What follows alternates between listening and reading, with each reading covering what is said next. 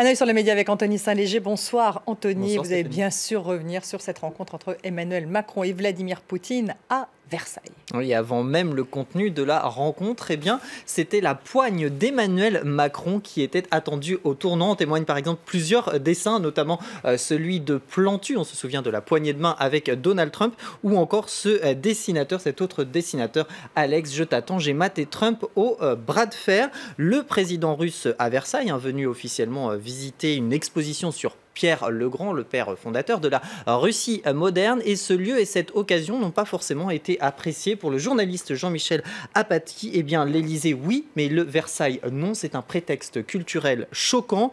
Pour cet autre twitto, cette rencontre illustre avant tout un concours d'ego. C'est bien là le souci, nous dit-elle. Ce twitto regrette, lui, que Vladimir Poutine soit reçu avec autant d'honneur. Qui plus est, à Versailles, ça n'a rien d'anormal, estime à l'inverse cet autre internaute, puisque Vladimir Poutine est un chef d'État. D'autres dénoncent deux poids, deux mesures. Les commentaires auraient été certainement plus à charge si Jean-Luc Mélenchon avait été président. C'est en tout cas ce qu'estime ce twitto. Mais Jean-Luc Mélenchon n'aurait certainement pas eu cette indécence, nous dit la chouette sur Twitter. Cette visite était aussi l'occasion pour le président Emmanuel Macron d'évoquer la situation des homosexuels en Tchétchénie. On le sait, persécutés d'après l'enquête d'un journal russe, Novaya Gazeta. Depuis plusieurs jours, de nombreux internautes appellent justement à rompre le silence sur cette situation avec ce hashtag. L'association féministe Fière déployait ce matin cette banderole justement devant le château de Versailles. Autre rassemblement organisé cette fois-ci par Amnesty, au Trocadéro à Paris, l'organisation qui appelait le président français à aborder justement cette question avec le président russe. L'appel a vraisemblablement été entendu puisque Emmanuel Macron et Vladimir Poutine ont évoqué cette situation.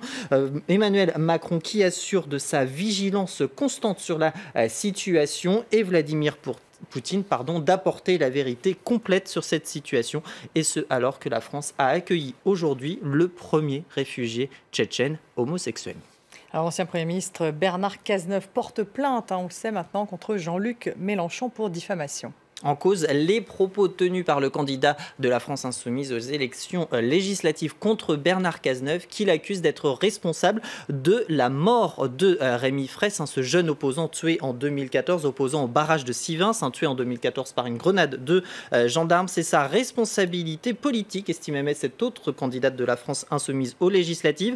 Même idée pour ce partisan de Jean-Luc Mélenchon. Il était ministre de l'Intérieur à l'époque. Il a donc chapeauté l'enquête.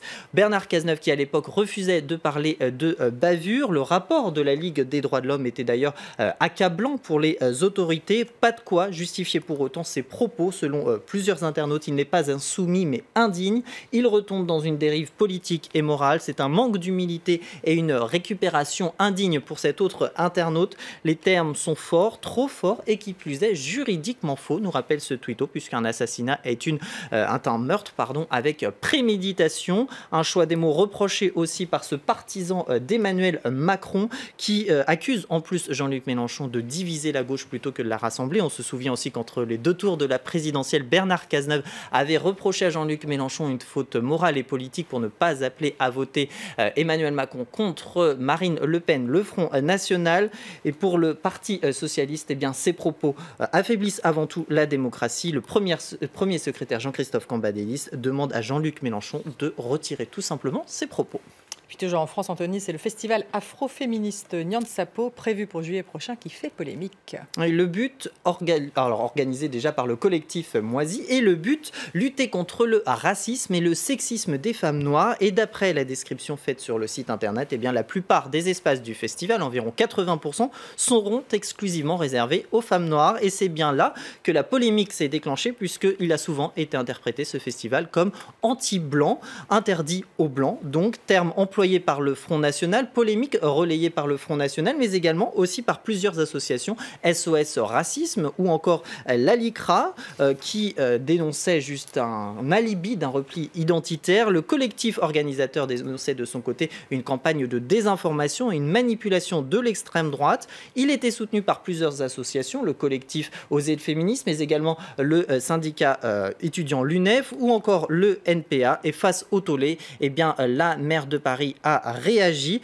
Elle a annonçait hier vouloir interdire le festival en question. Aujourd'hui, elle dit avoir trouvé une solution claire, à savoir un festival dans un lieu public et des ateliers non mixtes dans la sphère privée. Pour les organisateurs, eh bien, c'est ce qu'ils avaient prévu depuis le début.